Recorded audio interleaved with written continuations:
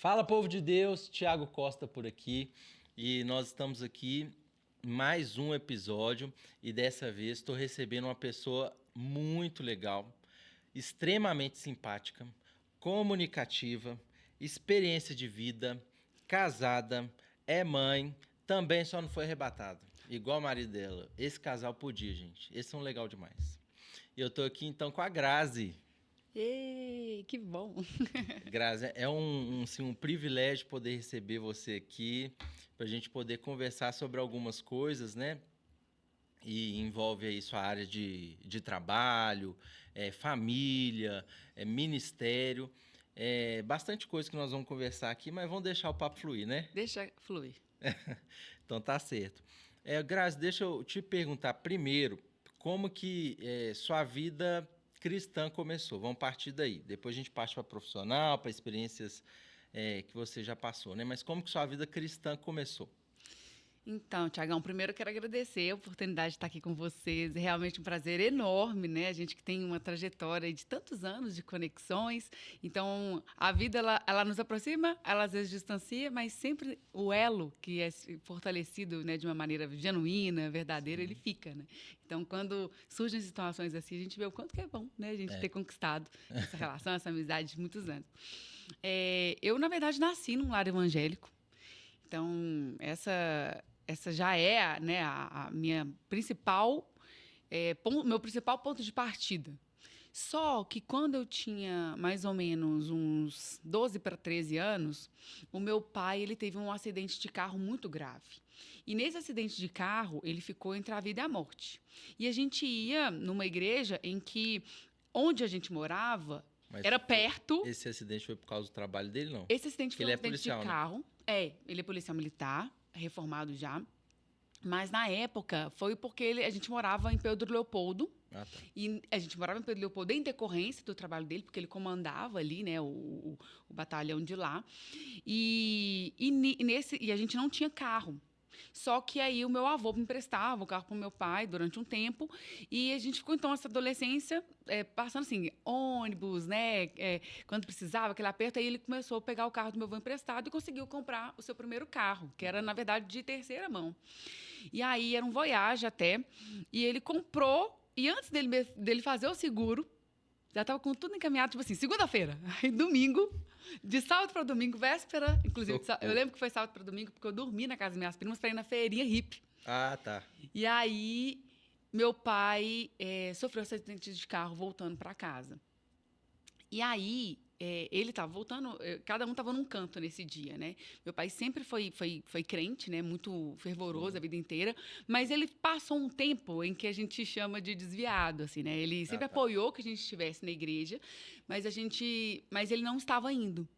E Deus já tinha trazido uma revelação para ele que se ele não voltasse, ele ia precisar de chamá-lo pela dor, porque era uma questão de que ele já tinha se colocado à disposição de Deus. Deus, eis-me aqui. Entendi. Mas na hora realmente do vamos ver, né? Às vezes a gente dá aquela Tava ou não tá? segurar, tá ou não tá, né? Tá faltando um posicionamento. Mas Deus tinha um propósito em tudo isso. E não foi para a morte, foi para a vida, na verdade. Foi um resgate. Então, teve uma revelação, teve tudo isso. E por que eu trago essa questão do acidente do meu pai? Porque a gente morava perto da igreja, só que era um perto longe. Sabe aquele bairro fora de mão? Para você ir Perto quando você de não tem carro. carro? Exatamente. De carro é coisa Sei de muito 10, bem. até 15 minutos no máximo. Mas sem carro não tinha nem como. Você quase tem que ir no centro de BH para poder ir para lá. Nossa. E aí, eu comecei numa igrejinha pequenininha. Aquelas igrejinhas de porta de garagem mesmo, bem no bairro assim mesmo, bem fervorosa. E era uma igreja muito familiar. Assim, de avó do primo, que era a missionária presidente dessa igreja, fundadora, né? E a minha adolescência, então, foi nessa igreja. E ali eu me entendo por gente, a partir dos 12 anos, de começar a entender mesmo sobre a igreja e me fortalecer na fé. Porque eu comecei no louvor, Minha tia falava, não, você canta direitinho, você vai cantar novo. Você não sei o quê. Era sempre assim, né? Uma coisa muito familiar. Meu primo estudava música, então ele fazia as divisões de vozes. Aí eu fazia a segunda voz, que eu sempre fui mais contralto. Então, com 12 anos de idade, eu comecei ministerialmente na igreja. E eu nunca mais deixei de estar ministerialmente, né? Na verdade, eu cheguei fiz de tudo na igreja. Então quando eu tinha 13 para 14 anos, mais ou menos, eu fui batizada. E aí foi um batismo em Rio, teve uma experiência muito legal, assim, mesmo? Foi em Rio.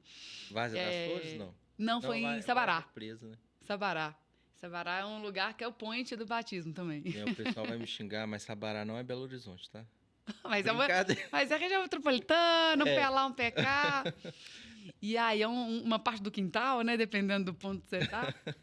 E aí eu fui batizada nessa época. Então, assim, o fato de você estar envolvido na igreja, ministerialmente, né, desde adolescente, né, com primos, família, muitas pessoas perto, de alguma maneira, incentivando aquilo ali, faz com que você tenha uma série de experiências com Deus, porque você busca aquilo é a sua vida, né?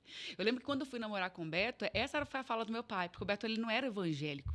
Ah. E aí eu fiquei, e aí? Foi? E eu, crente, líder de ministério, vai namorar com um não crente? Eita! Repreendi esse menino demais. Muito. É mesmo? Nossa! Falei, isso é jogo desigual, Senhor? É agora, mas eu gosto do menino agora, me ajuda, né? E quanto mais eu repreendia, mais a gente se gostava. E eu lembrei de uma oração que eu fiz quando eu era adolescente, que era assim... fiz uma lista para Deus, pensar aquilo que o Beto falou de ansiedade. Tem mesmo, a minha esposa também fez. Né? E aí eu fiz uma lista para Deus, assim, no meu coração. Não falei nada, foi só eu e Deus na minha mente. Fiz essa oração para Deus de tudo que eu queria, se fosse da vontade dele para mim. Mas que, sobretudo, a vontade dele prevalecesse. E uma das coisas que eu frisei é: não quero evangélico rótulo de igreja. Porque eu conheço meus amigos da igreja. Olha só, isso é... Fala, Deus, abraço.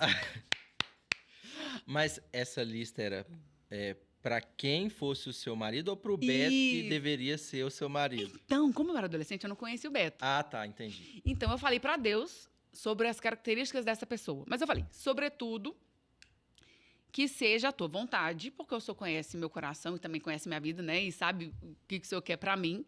Então, eu quero que essa pessoa seja um servo do Senhor de verdade. E não crente rótulo de igreja evangélica. Ou de alguma... Porque o Senhor conhece o coração dessa pessoa. Essa pessoa te amando, ela vai me amar. Ela te respeitando, ela vai me respeitar. Verdade. Ela tendo compromisso com o Senhor, ela vai ter compromisso comigo. Passou, eu era adolescente. E aí eu fui namorar com o Beto, já tinha 18 anos. Estava no início da juventude, né? Sim. Já estava na faculdade, a gente se conheceu na faculdade, inclusive. E aí, quando a gente... fazendo eu estava direito. É isso, a gente fez direito na faculdade. Foi o primeiro curso dele. E aí, quando eu fiz essa oração para Deus, quando a gente começou a ter esse sentimento, essa dualidade, eu repreendendo, ao mesmo tempo querendo estar no centro da vontade de Deus, sem saber se eu estava ou não, Deus me revelou assim: você lembra que você falou comigo que você queria um servo de Deus de verdade? E não necessariamente um rótulo de igreja? Eu conheço o coração dele. Pode ir. Falei, então, Senhor, se é da tua vontade... Então, tranca meus dentes para eu não ficar moralizando, chuchando Deus nele, para poder ficar pregando para ele, sendo aquele crentez, que eu seja instrumento do Senhor na vida dele e que meus pais aceitem. E aí, a primeira coisa que meu pai falou quando ele foi conversar com meu pai, né, que a gente tinha isso, viu, gente? Uma coisa bonita, inclusive, tradicional. Legal, muito legal. Foi conversar com meus pais, né? Aí, meu pai falou com ele assim: olha, a única coisa que eu te peço é, a Grazi, a vida dela é a igreja. Ela canta, ela toca, ela é secretária da igreja, ela é tesouro da igreja, ela canta, ela pula com as crianças, enfim. E a vida dela é essa. E você não tem esse mesmo direcionamento. E eu não quero que tire isso dela. E aí ele respondeu assim: eu não quero entrar na vida dela para tirar nada, só para acrescentar. Falei, gente, lacrou. Não, aí ele já tava com o dedo, com anel, né? Pra colocar. Porque, tava quase, né? Já tava pensando. Na hora. E aí, Deus começou a trabalhar, né? Na minha vida, na vida dele. E aí, eu sempre levei minha Bíblia, né? Pra faculdade, sempre levei. Então, ele começou a... Aí, foi o primeiro mês de namoro, ele foi para acampamento da igreja. E aí, eu nunca tinha ido para acampamento de igreja, viu, gente? Aí, fala, não, vai para acampamento de igreja. Eu falei, eu nunca fui, mas se eu não for agora, eu vou dar motivo pros meus pais. Então, tudo de crente eu vou. Tudo da igreja. Então, já era no meu coração, mas eu não frequentava tantas coisinhas assim que eles queriam que eu frequentasse. E isso foi interessante porque fez a minha base, porque eu já estava nessa igrejinha pequenininha, só que ele vinha de um contexto de música e a igreja dos meus pais era uma igreja maior. Então, era uma oportunidade também dele começar a ter essa experiência de uma música de qualidade ali, dentro daquilo que ele já fazia. E realmente isso foi um atrativo para ele, de ir à igreja comigo aos sábados, que era o culto de juventude. Sim. E quando teve o acampamento, minha mãe o convidou. Pra você ter ideia, ele ia pro carnaval. Pro carnaval, pô, nunca tinha ido pro carnaval, segundo ele. Aí ele ia pro carnaval de Diamantina, que na época bombava. E nessa oração forte da minha mãe, a minha oração em paz com Deus, ele sentiu do coração de ir pra igreja com a gente. Ele falou assim, olha, ou aquilo ali vai ser bom pra unir a gente de vez, ou separar de vez, né? Ele falou? Ele sentiu Tipo isso. assim, mais ou menos assim, é claro que eu no interior dele. firulando, porque né, tem a forma dele também real de contar. E eu sempre trago meus enredos. Mas não são mentiras, são todos verdades, mas tem que dar o tom. Entendi. É uma emoção a mais. É emoção, vamos emoção. Não é mentira, é emoção. Mas é verdade. Então, minha mãe chamou ele para ir pra igreja, com meu irmão ia, minhas primas, algumas pessoas que ele conhecia. E aí ele foi, e a partir dali ele começou a ir comigo nos sábados, mas aí na igreja dele, numa igreja católica aos domingos, porque ele queria crismar. Ele falou assim, eu quero conhecer mais de Deus, eu quero saber onde eu encontro a Deus, e era onde ele mais conhecia. Então, não existe aqui, por exemplo, até porque a gente trata de um tema interdenominacional, uma questão assim de igreja, mas é importante a gente saber estar no centro da vontade de Deus. E Deus, quando ele direciona, é onde você tem que estar. E aí eu comecei a orar, falei, Senhor, conhecereis a verdade vos libertará. Eu explico algumas coisas para ele na Bíblia, porque ele me pergunta. E aí eu comecei a pesquisar mais também. Então, tudo que ele perguntava, eu respondia na Bíblia. O que eu não sabia, eu pesquisava e levava a resposta depois. E tudo que ele perguntava lá era a tradição da igreja. Era a tradição da igreja. Então, no livro da tradição da igreja. E aí ele começou a buscar também um conhecimento autodidata de Deus, como você pode perceber, né? O Beto, ele tem esse ímpeto, né? E hoje é ele que me ensina. Então, teve essa base, né, do discipulado ali, mas porque Deus tinha isso como instrumento, aí ele falou, não quero mais crismar, eu quero batizar. E aí foi um processo de conversão. Então, foi a minha adolescência, juntando com essa início de juventude, namorando uma pessoa que inicialmente não era evangélico, né, na mesma linha que eu estava, mas era cristão no coração. Deus conhecia o coração dele. Sim. Então, a gente quebrar esses preconceitos, assim, para entender o que Deus tem para nós, sobretudo, né? Assim como aconteceu com Noé, né? Era loucura para as pessoas que estavam ali. Construir um barco. Mas Deus direcionou, vai, que ele tem algo muito melhor. Então, hoje o Beto me ensina uma série de outras pessoas a conhecer mais o Senhor, a se aprofundar mais na palavra de Deus. E eu acho que é uma pedrinha na minha coroa. Com certeza, porque existe o Billy Graham. Quantas pessoas esse cara ganhou, gente? Efeito borboleta também, né? Pregou pro Billy Graham. Loucura, né? Aí então você tá nesse patamar, ó, pra você ver. Tô ali junto, né? Porque outras pessoas pregaram na igreja, mas ó, o caminho tá... Muito bom, muito bom. E aí então vocês casam e como que foi o processo lá de constituição de família? Então, na verdade, a gente tinha um curso de direito que era 5 anos. E a gente começou a namorar no segundo ano, no início do segundo ano da faculdade. Depois do primeiro ano a gente era amigo, aquela coisa colorida, teve esse afeto. E aí, a gente foi casar depois de 5 anos e 4 meses. Então, foram 4 anos de namoro, mais um ano de noivado. Então, depois de 5 anos, já formados na faculdade, já começando a trabalhar, aí a gente ficou 1 ano de noivado preparando para o casamento. E, para a nossa realidade de amigos, a gente casou muito jovem, porque o Beto tinha acabado de fazer 24 anos, eu estava com 23 para 24. É muito comum no nosso meio cristão, né? As pessoas casarem mais cedo também, mais jovens. Então, tem esse direcionamento que a gente também tem que buscar de Deus, né? Assim, se é o que é para ser, como que é para ser, para a gente ter um alicerce, né? Uma base forte para sustentar também aquilo, que quem sustenta é Deus, né? Com certeza. A gente é o cordão de 3 dobras, né? Às vezes eu desdobro, aí Deus vai lá e amarra. Aí, às vezes, ele desdobra, Deus vai lá e amarra. Às vezes, os dois desdobram, Deus vai lá assim... Tá bom, agora vocês vão amarrar. E isso é bom, porque isso mostra a realidade da vida sem romantismo. E é importante as pessoas estarem preparadas para essa dureza também que existe. E que tudo que a gente tem de bom é pela graça de Deus, né? O pastor da nossa igreja atual, né, ele fala muito isso. Ele fala assim, olha, tudo que eu tenho de bom é pela graça de Deus. Tudo que eu tenho de ruim sou eu mesmo, gente. Sou eu mesmo. É verdade. E aí a gente, então, depois desse processo, né, de namoro, noivado, faculdade, estabelecer no emprego, mesmo sendo muito jovens, a gente se casou. Só que a gente não tinha a pretensão inicial de já constituir a família. A gente estava se reorganizando na vida, começando, né, a construir uma vida a dois, mas ainda com uma juventude. Então, a gente falava, depois de uns 3 anos. Depois quando a gente fizer 30. Aí, no fim das contas, depois de 8 anos, foi que a gente foi ter a Isabel. Mas eu tive um diagnóstico antes de endometriose. Tá. Que é uma inflamação que pode atrapalhar e gerar infertilidade em algum contexto, assim, na mulher. E eu não sabia disso. Então, quando a gente parou de prevenir e começou a pensar em ter filhos, ampliar a família, eu lembro que essa foi uma dor inicial. Que eu falei assim, gente, não está vindo. E quando eu fui investigar, na verdade, eu não fui investigar. Eu fui olhar uma pedra nos rins. Que eu tinha tido e fui fazer um exame de retorno, né, para ver como que estava, se tinha saído, expelido a pedra, porque ela era pequenininha e poderia expelir naturalmente. E aí eu fui no urologista. O urologista falou assim, então, seu rim tá limpinho, tá tudo muito bem, mas tem uma bola no seu ovário do tamanho de um limão. Aí aquilo me assustou, né? Aquilo me deixou, assim, bem preocupada.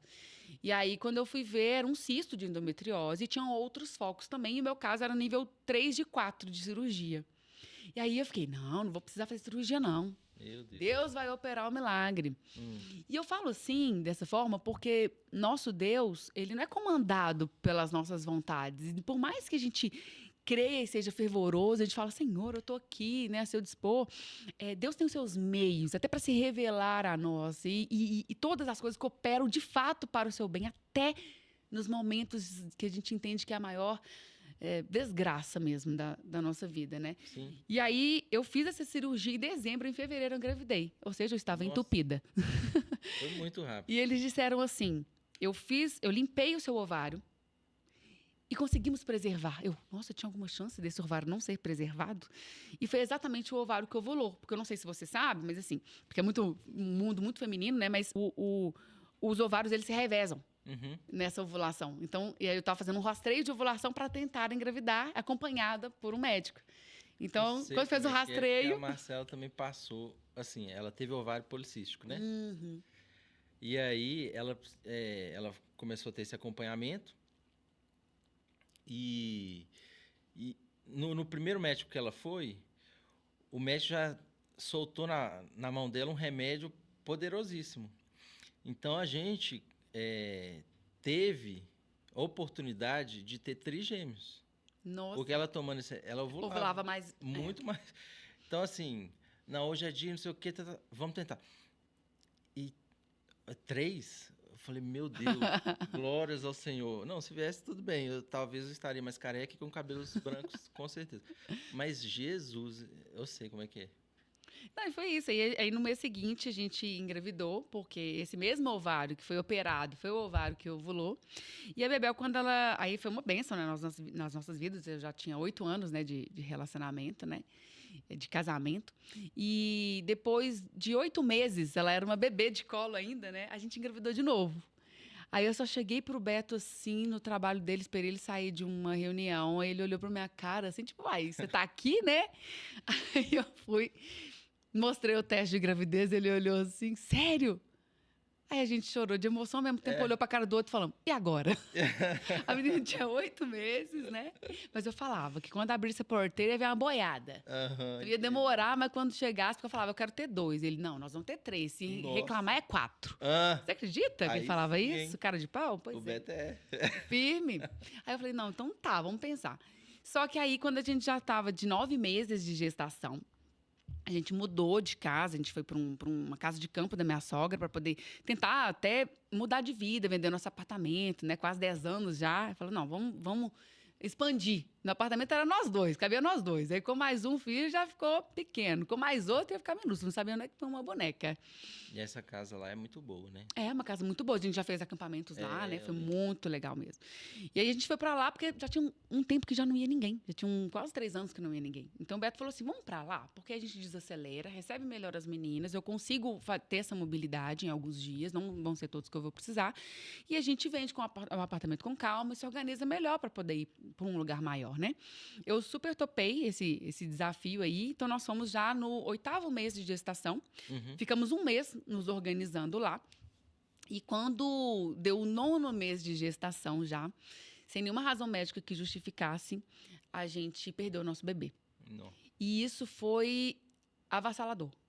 Foi a dor mais absurda que se pode nem imaginar, de tão difícil que é. Então, a gente não quer nem que os outros imaginem, porque não quer que eles passem por isso. Porque só...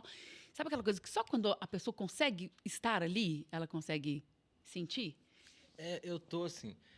É porque eu não passei por essa perda, né?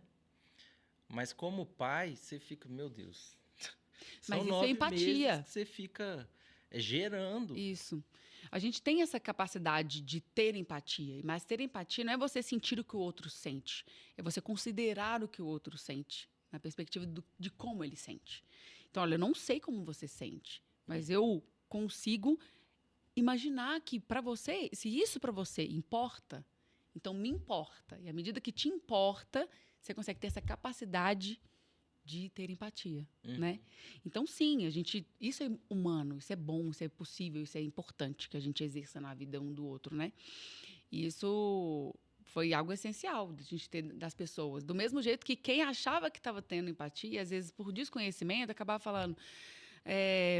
às vezes quer dar uma palavra e sabe quando entra e sai? Porque às vezes você fala assim, nossa, ai, não, mas daqui Deus vai confortar. Parece uma coisa simples, né? Importante da gente dizer. Uma boa palavra. Parece uma boa palavra. Não, Deus vai confortar. O peso da pessoa falar assim, Grazi, eu não sei como vocês estão sentindo, mas pode ter certeza que eu estou junto com vocês em oração. Tipo assim, estou orando por você. É melhor do que falar o que Deus vai fazer, o que vai deixar de fazer, ou tentar direcionar alguma coisa, ou tentar amenizar. Porque tem gente que às vezes falava assim, nossa, minha filha, se você... Imagina eu que perdi minha mãe, por exemplo, que vivi 43 anos com a minha mãe. Não é a mesma coisa. Você imagina, são dores diferentes, igualmente profundas, mas cada um tem a dor que dói em si, não tem como comparar a dor. Sim. A pessoa começa a querer te consolar comparando com você, né? Entendi. Então, realmente, a gente quis constituir família e, a partir daí, multiplicar a família. E aí passamos por esses contextos de dor, de sofrimento. Vocês precisam, assim, precisaram, lógico, né? Mas como que vocês fizeram a partir daí? Vocês separaram um tempo só para vocês? Se afastaram? Nossa! Separaram um tempo para vocês. Eu estava na pandemia mundial. Porque 3 dias depois do enterro da nossa bebê, a gente ficou um tempo na casa da minha mãe, de resguardo. E as nossas coisas estavam todas nesse sítio, né? Sim. Nessa casa de campo. Quando a gente volta para lá, tinham 15 pessoas, 5 famílias diferentes. Nossa. Todo mundo se isolando junto, num Big Brother. Meu Deus. Então, era um confinamento. E por mais que você goste das pessoas, você está com toda a família do seu marido, por exemplo, você ama a família da Marcela ama a sua família, mas você está só com a família dela. No seu momento de maior fragilidade emocional, de dor, aquilo ali para mim foi um agravante. Foi um agravante, porque eu tinha que administrar luto e convivência. Nossa. Com sogra, com cunhada, com sobrinho, cada um de uma idade, cada um de um jeito. E periquito, papagaio. E ainda essa pressão da Covid, né, que foi para todo mundo. Incerteza, né? Um monte de incerteza, um monte de insegurança. Então, sim, teve esse peso de administrar luto e convivência. Não foi fácil, porque eu não estava no meu contexto. Eu não podia nem falar das minhas dificuldades, meus desafios, porque eram muitos olhares sobre mim. Então, se eu estava bem, eu tinha que estar mal. Nossa. Se eu estava mal, eu tinha que estar bem. As pessoas não têm o mesmo conhecimento e profundidade de Deus como eu tinha. Elas tinham decepção com Deus. Elas estavam chateadas com Deus porque isso tinha acontecido. Ou então outras estavam... né? Cada um tem um contexto, né? E uma situação ali. Então, foi muito difícil para mim. Quem me dera ter podido me isolar, entre aspas, num refúgio em que eu tivesse esse amparo só de amor. Mas, sim, a estrutura que minha sogra me possibilitou foi um alento, porque como era uma casa de campo, eu podia fazer uma caminhada, ela me possibilitou uma pessoa para me ajudar a cuidar da minha filhinha, que é a Isabel, né, mais velha, ela estava com 1 ano e 4 meses, né, uma bebezona. Então, o fato de eu ter um suporte com a Isabel me fazia refrigerar a cabeça para eu poder sofrer, para eu poder ficar no quarto trancada se eu quisesse, para eu poder andar se eu quisesse, para eu poder fazer... Eu realmente tive essa liberdade. Apesar das dificuldades, foi um bálsamo. A Isabel não amamentava, porque ela parou de amamentar aos 9 meses. Quando eu engravidei da Isadora, pouco tempo depois ela parou. Não sei se o leite muda, cada um fala uma coisa, né? Mas ela era bebezinha, né? Bebê. Então, ela tinha mamadeira, né? Então, tinha todo o suporte maternal ali que a gente precisava ter. E pro Beto também era difícil. Então, assim, eu tive o meu luto de mãe, ele teve o luto dele de pai. Então, eu não posso dizer do luto dele. E assim como ele não pode dizer do meu. A gente não tem como comparar o luto de cada um, do luto da avó, né, que estava ajudando como podia também, dentro da possibilidade que tinha e que salvou também, né, esse cenário. Mas, ao mesmo tempo, eu estava muito sozinha. Porque ele estava no doutorado, tinha começado o doutorado na semana seguinte. A gente perdeu a nossa filha. Não. Então, ele tinha começado o doutorado, aí começaram a fazer as matérias remotas. Então, para ele, era uma válvula de escape também. Então, ele estava ali naquele contexto do início do doutorado, eu na família dele. Eu não podia ligar para uma amiga nem para poder falar mal da família se a gente quer, porque às vezes acontece, porque as paredes escutam. Não tinha barzinho para você poder sair com alguém, poder... Vamos para um restaurante, então vou dar um refrigerante. Não tinha. Então, realmente foi muito difícil. Mas foi onde eu tive essa experiência com Deus que foi sendo revelada para mim depois. É no caminho que Deus vai mostrando o cuidado dele e o amor dele. E aí, antes de eu engravidar da terceira filha e ter mais uma perda, eu tinha 8 meses, que a Isabel era neném quando eu engravidei. Tinha 8 meses da cirurgia de cesariana. Foi uma cesariana de urgência, eu estava de 9 meses, sem nenhuma razão médica, né? Aí, eu tive uma experiência com Deus que eu acho que vai servir do que a gente está falando sobre empatia. Que pode ser até um grande tema, hein? Dessa pauta. Pode. Eu cheguei para Deus e falei assim, Senhor, eu tenho uma pergunta para fazer, que eu nunca tive coragem de fazer nesse tempo, eu não tive coragem, mas o Senhor sabe que eu tenho essa pergunta para fazer e eu quero te fazer essa pergunta. Não vai mudar nada, mas eu queria saber se o Senhor chorou comigo. Porque o Senhor é Deus soberano, não vai mudar nada, o Senhor continua soberano, meu Deus, eu vou continuar te honrando. Porque a gente honra Deus. Sabe igual que a gente quebra o pau com o irmão dentro de casa? Mas se alguém falar com o seu irmão, você vai lá e defende? Unhas e dentes. Então, às vezes, seu olhinho até fez assim, ó. Eu lembro que eu cheguei para Deus e falei assim, eu quero saber se o Senhor chorou comigo, porque eu sou meu pai. A pessoa que, é quem eu sempre recorri minha vida inteira. Então, tantas pessoas choram comigo, sofrem comigo, amam a gente. E eu quero saber como que é isso para o Senhor, porque eu só queria saber. E Deus falou comigo, Thiago, só faltou falar, serva minha. Mas Deus falou assim, quando você vai levar a Isabel para vacinar, que ela tem que tomar aquelas 4 agulhadas. Nossa, eu já fiz isso. Não é? Apesar que eu não chorei, mas Não. forte. Uhum. Olha aqui. Quando você vai levar a Isabel para tomar aquelas 4 agulhadas, você não sabe que para ela aquilo ali é uma dor. Uhum. Você não sabe que para ela aquilo ali é um sofrimento. Mas não é você que leva ela? Você não leva ela para sofrer? Você não leva ela porque você sabe que passar por aquilo é importante para ela? Então eu te digo, eu não só chorei com você, era eu que estava lá, te segurando. Meu Deus. Não é você que segura ela? Era eu que te segurei lá. Nossa. E eu falo mais.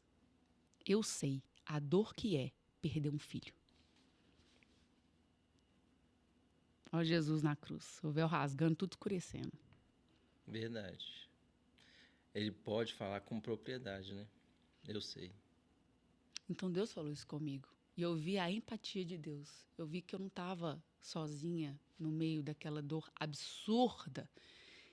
Deus estava ali, Deus estava me segurando, mas eu não conseguia orar, Tiago. Eu não conseguia falar com Deus. E quantas pessoas passam por isso, né, Tiagão? Quantos jovens hoje em dia não conseguem olhar e falar, Senhor, me ajuda. Trava. A gente fica sem saber o que falar. Uhum. Eu estava assim. Defendia Deus com unhas e dentes nas redes sociais, onde eu estava, porque eu via a misericórdia de Deus. Sim. Mas eu não conseguia falar com Deus. E esse foi o momento que eu quebrei o silêncio. E foi quando Deus falou comigo. E a partir daí eu vi E foi como uma a gente baita fala... oração, né? Porque foi sincera. Não precisou de bonitas expressões, a Bíblia fala não sei o quê, mas foi seu coração rasgando, né? Deus não precisa disso. Ele te conhece, ele te formou. Ele precisa de você. É verdade. E foi o que eu fui. Falei, Senhor, às vezes a gente fica assim, será que eu posso falar isso? Né? Claro que a gente procura ter, né, uma reverência, né? A gente está falando com Deus, né? Mas a gente é honesto de perguntar. E Deus ainda tem a paciência de responder. Que foi o que aconteceu com o Jonas, que você trouxe a ideia. Vamos falar duas coisas. Jó, aquela questão de que, olha, Deus, antes eu te conhecia de ouvir falar. Hoje os meus olhos te veem. Então, é aquela coisa de você conhecer, como na época do Beto de conversão. Antes eu conhecia a história de Jesus. Hoje eu conheço o Jesus da história. Quero me batizar, quero aprender, quero me dedicar, quero ensinar outras pessoas. E outra, essa questão de Jonas. Jonas não queria de jeito nenhum, né, ir para Nínive e achava um cúmulo do absurdo Deus querer salvar aquele povo podre. Esse povo perverso, o povo que não merece. E o Senhor está querendo salvar eles e ainda me usar para salvar aquele povo. Não quero. Não vou. Aí Parece umas piadas de Deus, né? Eu lembro Não. do meu irmão. Minha mãe falava assim, vai comprar, meu filho, para mim, lá na mercearia, milho verde. Aí você pesquisa lá, eu gosto dessa marca aqui. Mas se não tiver, você traz qualquer uma. Aí tá. Ele vinha com uma latinha de ervilha. Ué.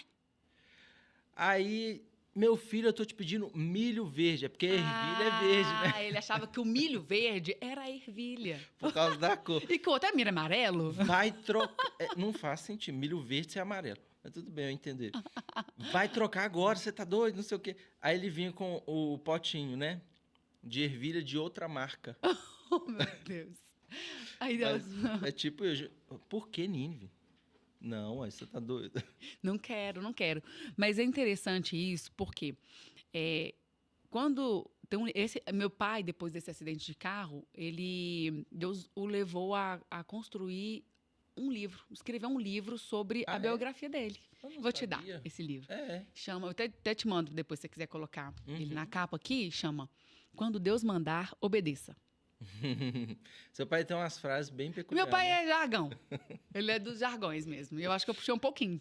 Legal. E aí, meu pai é super dos jargões. Ele falou, quando Deus mandar, obedeça.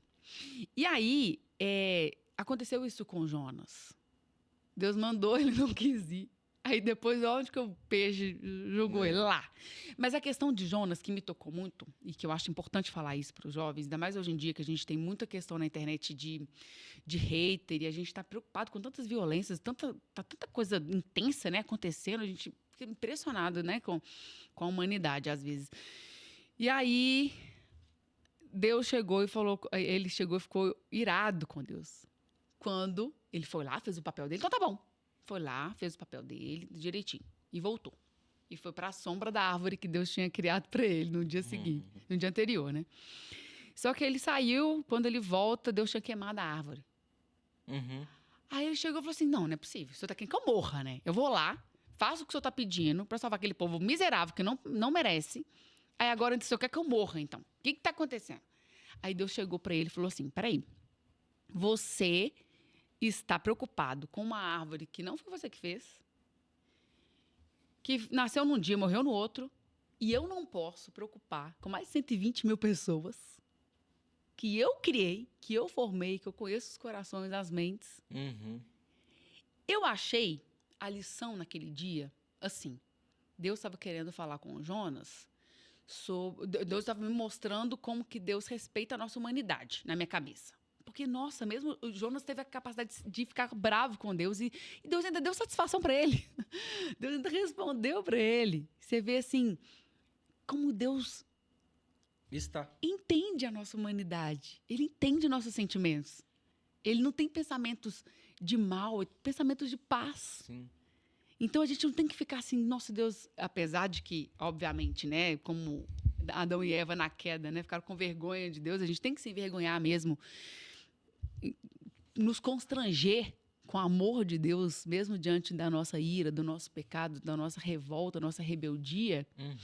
Depois eu vi que era mais.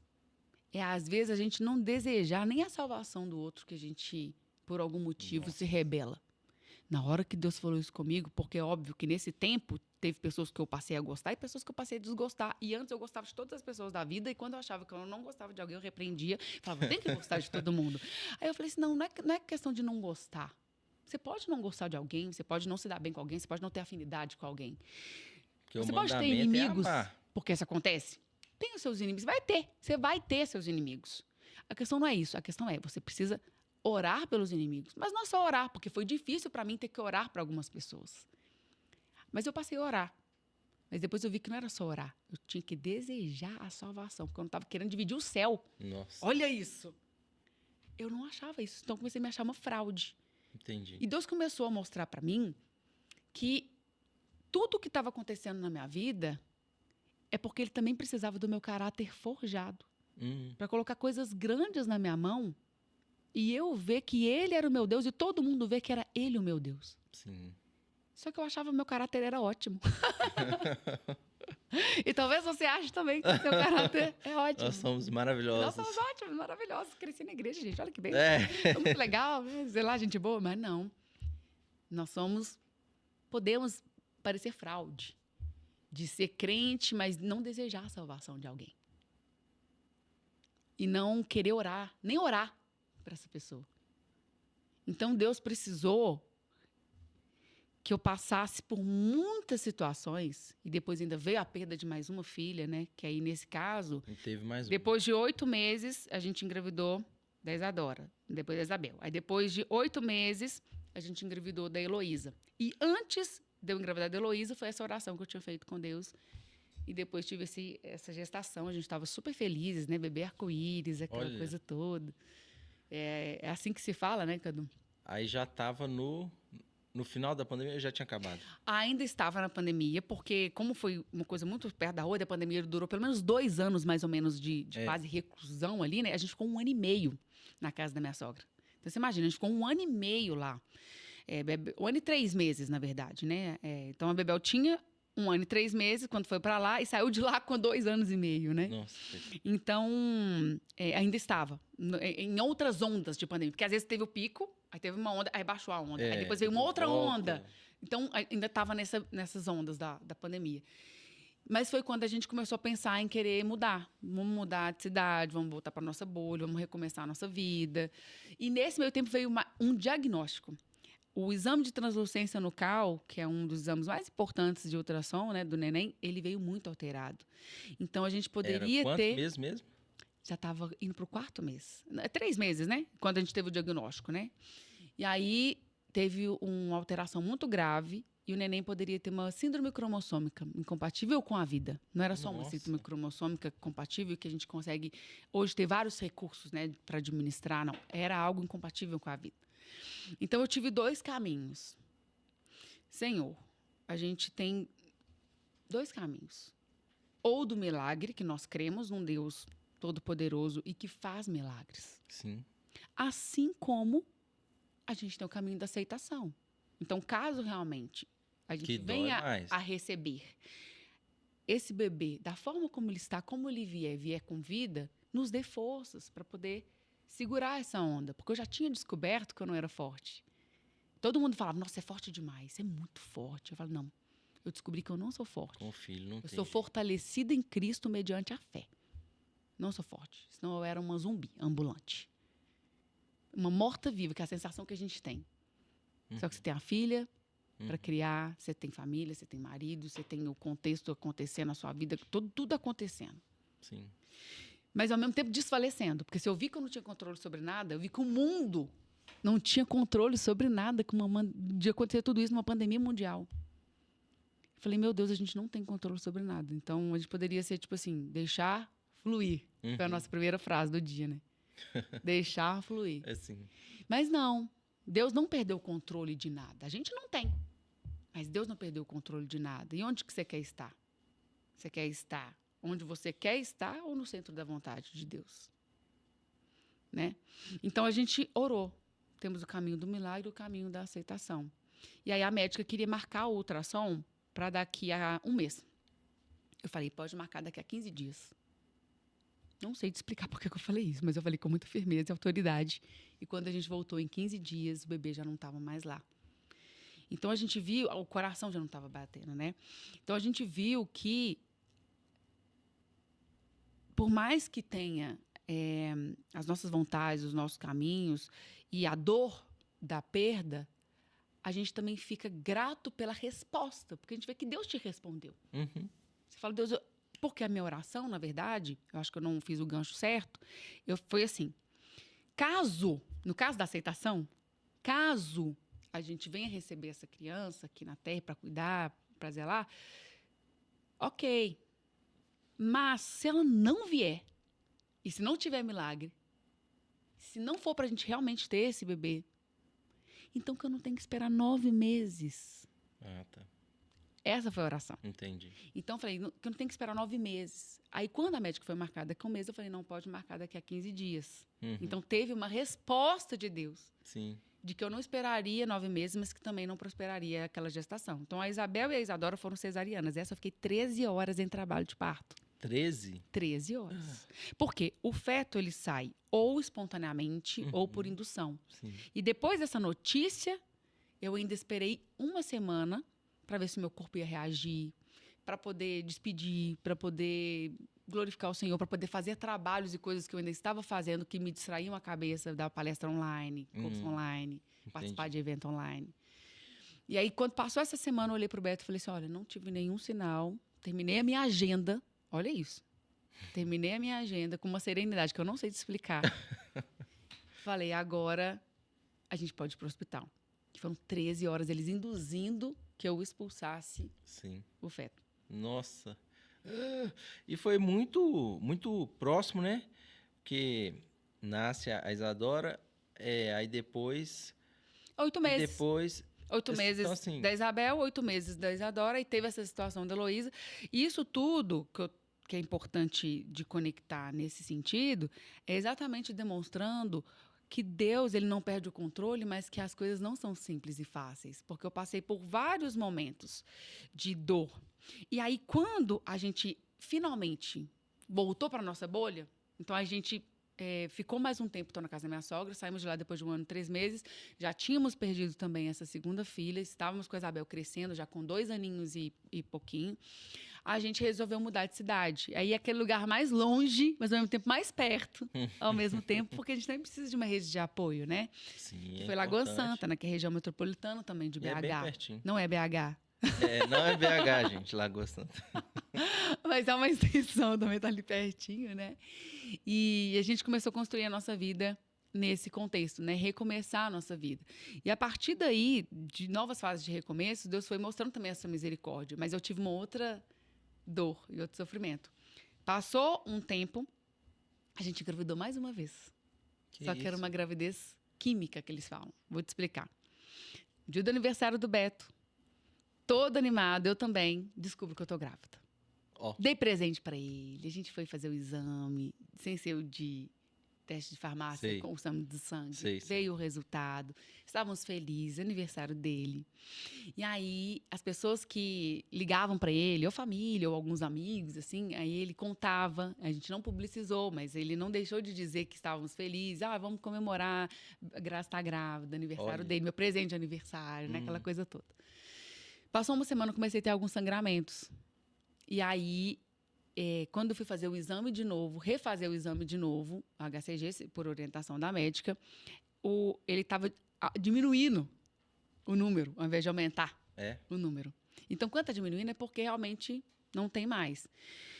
E aí, aquilo foi um baque Aí, eu posso falar que eu fiquei, assim, desapontada. Porque eu falo, poxa, Deus, eu tô melhorando, aí vem. Aí aconteceu essa situação, não sei o quê. São dores diferentes, igualmente profundas, mas, pô... Aí agora... E no dia que aconteceu isso, tinha tido um nascimento de um ente na família, um neném na família, e eu não podia nem contar pra ninguém, porque tá todo mundo feliz. Não era o momento de eu chegar e falar né? Meu Deus. Aí então, de novo, eu sozinha ali naquele contexto de dor, de sofrimento, eu fui pro monte. Oração. É mesmo. Eu gosto do monte, gente. Eu sou a do coque. É. Reformada. Eu falei que eu sou a do coque reformada. Ah, entendi. Uma presbiteriana do coque. Eu sou a do coque reformado. E aí, Mas eu fui, mas só pra ficar em silêncio mesmo. Eu falei, Senhor, eu vou pra ficar em silêncio. Mas eu sinto que outras pessoas lá estão orando. E na outra palavra diz que onde tiver 2 ou 3 reunidos em teu nome, o Senhor se faz presente. Como eu sei que tem gente lá orando, então o Senhor vai estar por ali. Eu sinto. Eu vou ficar quieta. Nossa. E Deus falou muito comigo ali, por incrível que pareça. É mesmo? No silêncio. Eu fui com uma amiga. E aí, Deus falou muito comigo ali. Então, isso que é importante a gente mostrar para as pessoas, esse caminho de perseverança na fé. De você não desistir por causa de dor, de sofrimento. Às vezes, o que você está passando é algo tão profundo para você que você fala, não tem jeito. Mas tem jeito para a morte?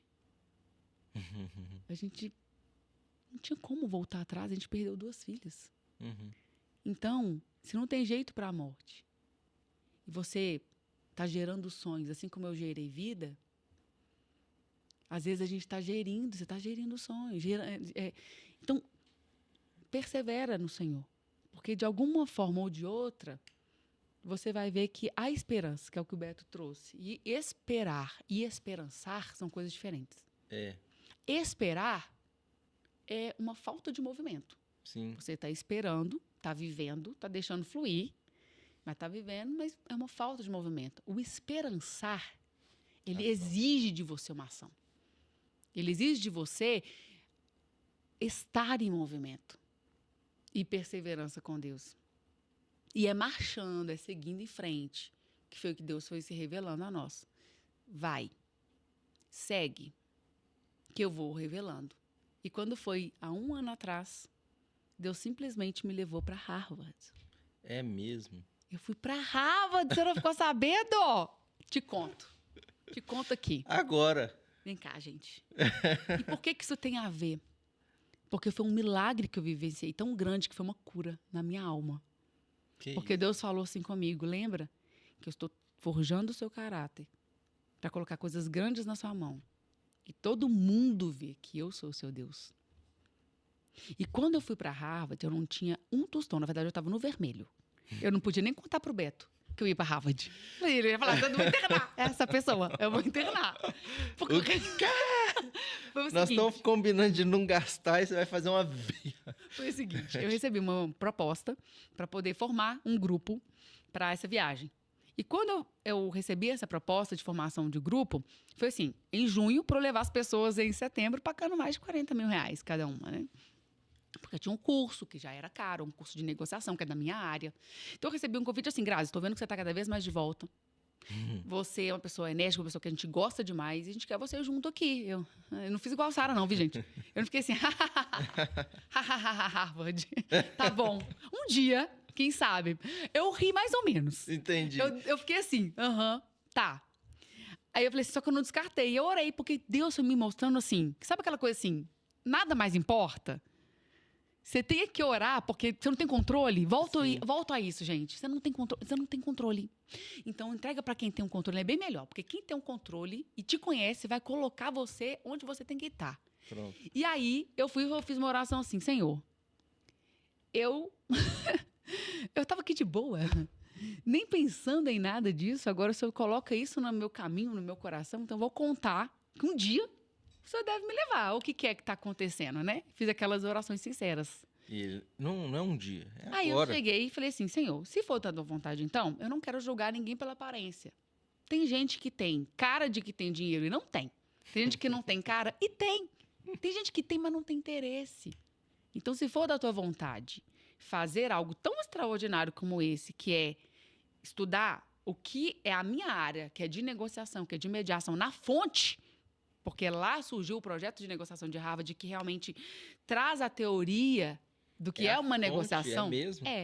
Surgiu de lá. A fonte teórica surgiu do projeto de negociação de Harvard. Que isso? Para poder falar assim, o que é negociação, o que é mediação, Uhum. como estruturar, o que é isso, né? Trazer ciência, trazer um método.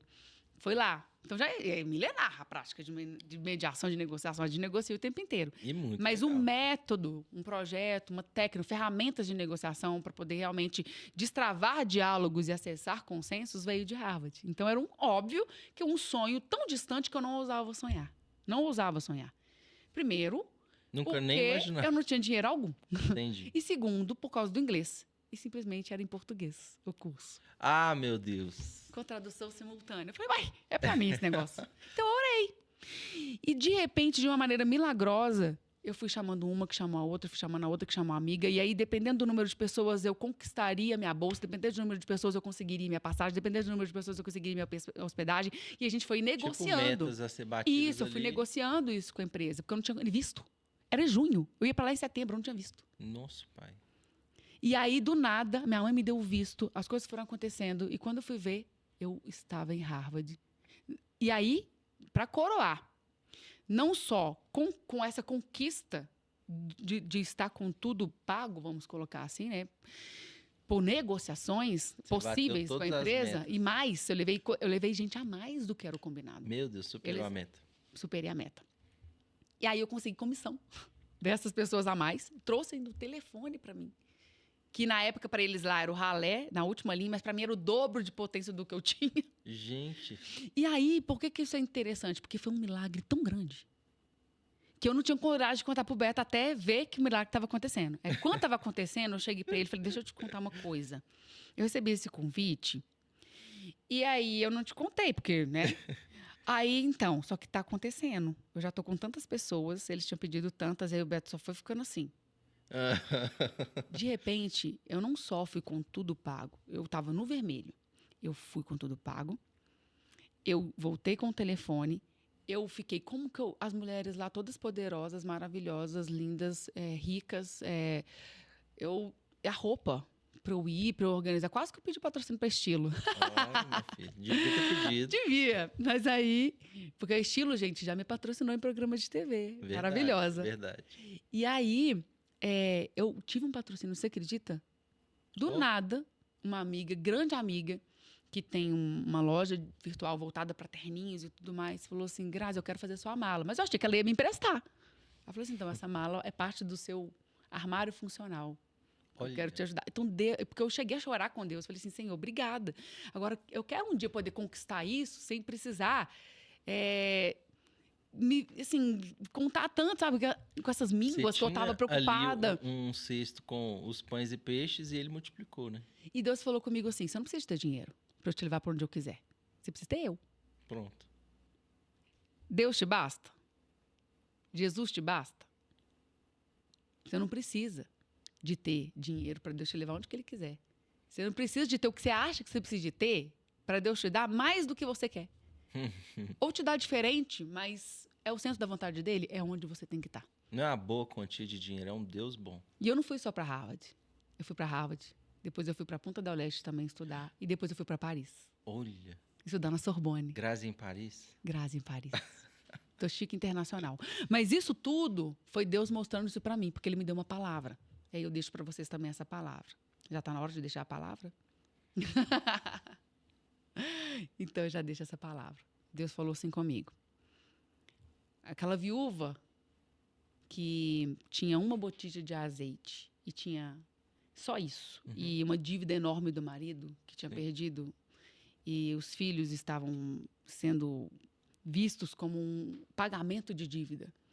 Essa mulher estava sendo perseguida pelos credores do marido, que era discípulo do profeta Eliseu, Uhum. e falou, olha, a gente não só vai perder um pouco do que a gente tem, eu vou perder os meus filhos, eu sou viúva, eu não tenho ninguém.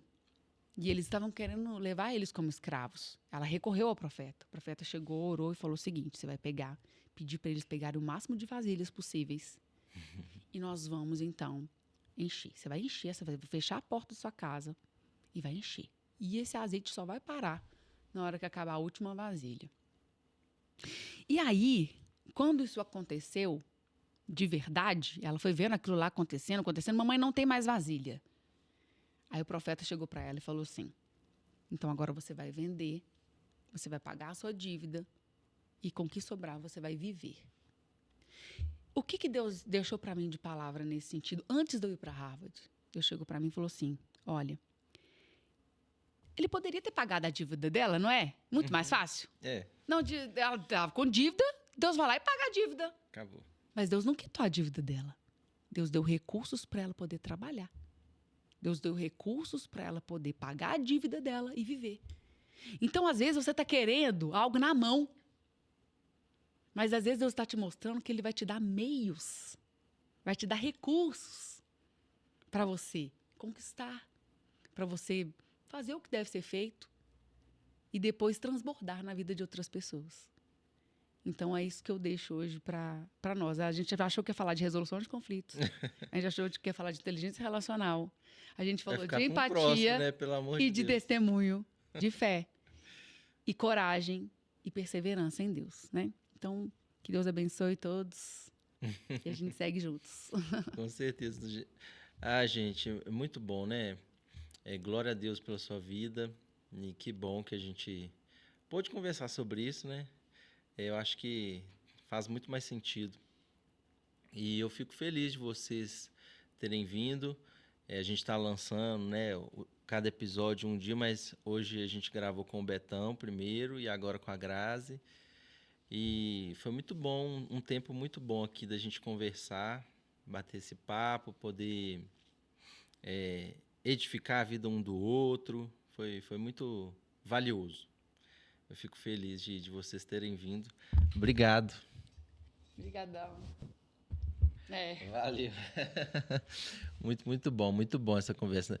Gente, eu falei com vocês, esse casal, nós vamos ter que convidar eles mais vezes, vocês já vão se preparando, porque nós vamos ter que ter mais episódios aí, mas que bom. Agradeço você também que ficou aí, ouviu, foi edificado. E eu vou te pedir para você divulgar, então. Divulga aí. Tem pessoas que você sabe que precisa ouvir esse testemunho. Então, manda para essas pessoas. Assim como edificou você, vai edificar outros também. E eu quero pedir para você compartilhar e também nos abençoar seguindo. Segue o movimento aí nas redes sociais, no YouTube. Os podcasts a gente vai colocar nas plataformas, tem também no Instagram, então você vai seguir. Vou colocar também o da Grazi aqui para você seguir e ver o que ela tem compartilhado, né, que é edificante. Valeu, pessoal, que Deus possa abençoar o seu coração e que você tenha uma chama acesa aí, queimando de amor por Cristo. Beleza? Tamo junto, até o próximo episódio, se Deus quiser. Beijo e tchau!